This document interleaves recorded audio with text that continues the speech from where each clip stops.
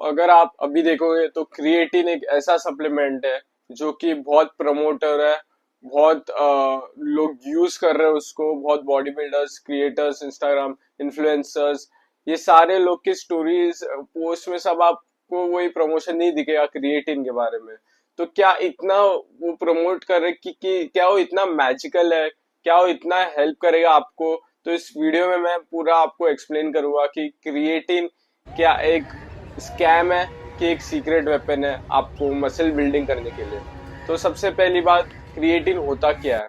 तो क्रिएटिन एक amino acid है जो कि बहुत सारे मीट में रहता है, रेड मीट में रहता है, फिश में रहता है।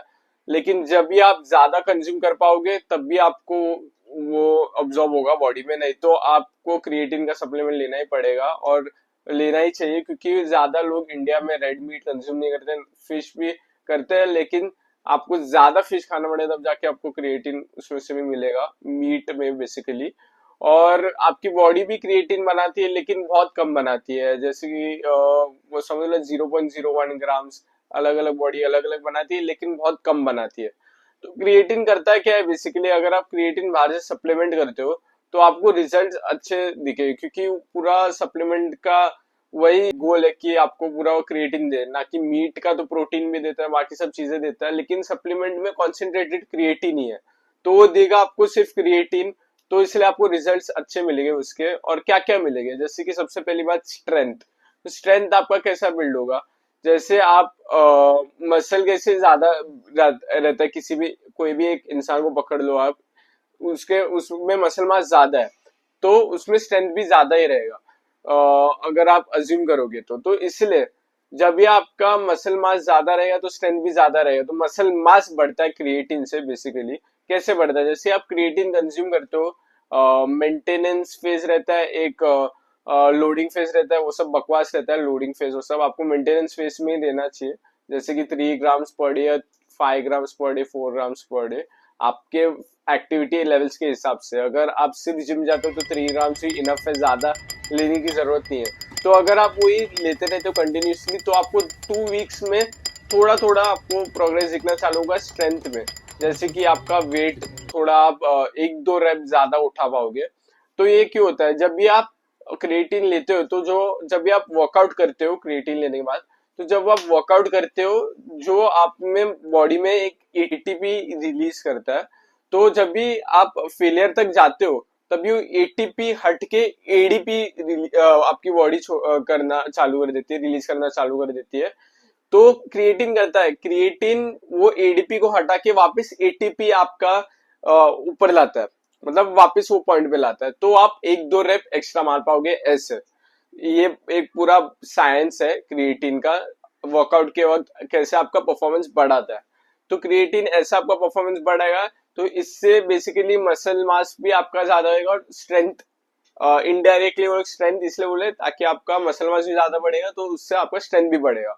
और दूसरा बात बोलूंगा क्रिएटिन का कि वो मसल का जो सेल्स रहते हैं, मसल के सेल के अंदर वाटर होल्ड करता है। अभी लोगों को लगता है कि कट बल्क में क्रिएटिन लेना चाहिए, कटिंग में नहीं लेना चाहिए, कटिंग में वाटर होल्ड करेगा, आपकी बॉडी ऐसा फ्लफी लगेगा। ऐसा कुछ नहीं रहता।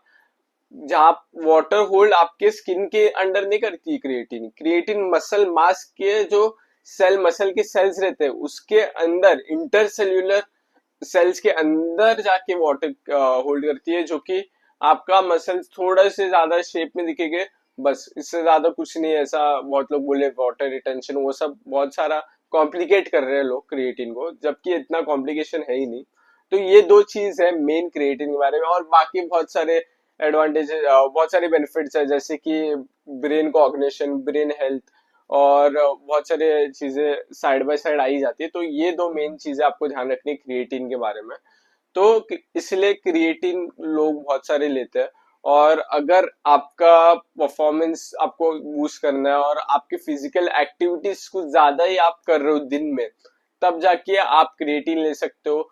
वरना ज्यादा आपको फोर्स करके ज्यादा एक्सटेंड करने की जरूरत नहीं है, क्योंकि वैसे भी सस्ता सप्लीमेंट आप ले तो सकते हो। ऐसा नहीं मैं मना ही कर रहा हूँ कि स्कैम ही है, ऐसा मैंने बोल दिया है। नहीं, मैंने अभी तक बोला नहीं कि वो स्कैम है कि सीक्रेट वेपन है। तो मेरा क्या रहेगा assumption इसमें कि स्कैम भी नहीं है, सीक्रेट वेपन भी नहीं है। क्यों?